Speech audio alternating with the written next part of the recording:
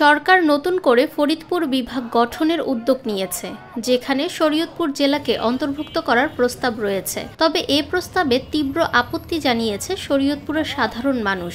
তাদের দাবি, শরীয়তপুরের ঐতিহ্য, কৃষ্টি ও জীবনধারা ঢাকার সঙ্গে নিবিড়ভাবে জড়িত, তাই তারা ঢাকা বিভাগের অংশ হিসেবেই থাকতে চান।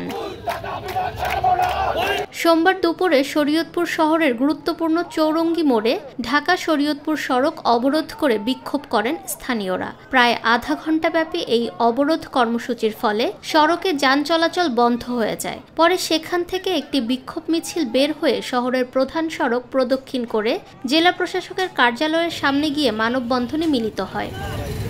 আমরা শরীয়তপুরবাসী, আমাদের প্রাণের দাবি, আমরা ঢাকার সাথে ছিলাম, আমরা ঢাকার সাথে থাকতে চাই। এই মর্মে আজকে আমরা মানববন্ধন করেছি এবং স্মারকলিপি প্রদান করব জেলা প্রশাসনের কাছে। এইটাতে যদি রাষ্ট্র মেনে না নেয় তাহলে শরীয়তপুরবাসী আরো কঠোর আন্দোলনের মধ্যে থাকবে। ঢাকাকে কেন বিভাগ রাখতে চাই? শুধুমাত্র একটাই কারণ, শেখ হাসিনা বারবারই চেষ্টা করছে তার গোপালগঞ্জের সব ধরনের অফিস রাখার জন্য, এবং সে সেটাই করছে। এটা নিয়ে আমাদের আপত্তি নাই, কিন্তু শরীয়তপুরকে ফরিদপুরের সাথে নিতে আমরা দিব না।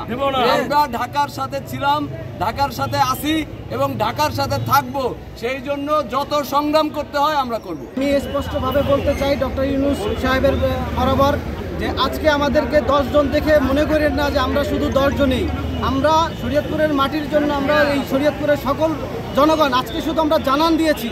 কালকে থেকে আমরা এমনও হতে পারে এই শরীয়তপুরকে যদি আপনারা ঢাকার থেকে আলাদা করতে চান, শুধু শরীয়তপুর না, পুরো দক্ষিণ অঞ্চল আপনাদের ঢাকা থেকে আলাদা হয়ে যাবে। জাগো শরীয়তপুর ব্যানারে আয়োজিত এই কর্মসূচিতে শরীয়তপুরের বিভিন্ন রাজনৈতিক দলের নেতৃবৃন্দ সহ বিভিন্ন শ্রেণী পেশার মানুষ অংশ নেন। তারা হাতে ব্যানার, ফেস্টুন নিয়ে স্লোগান দেন।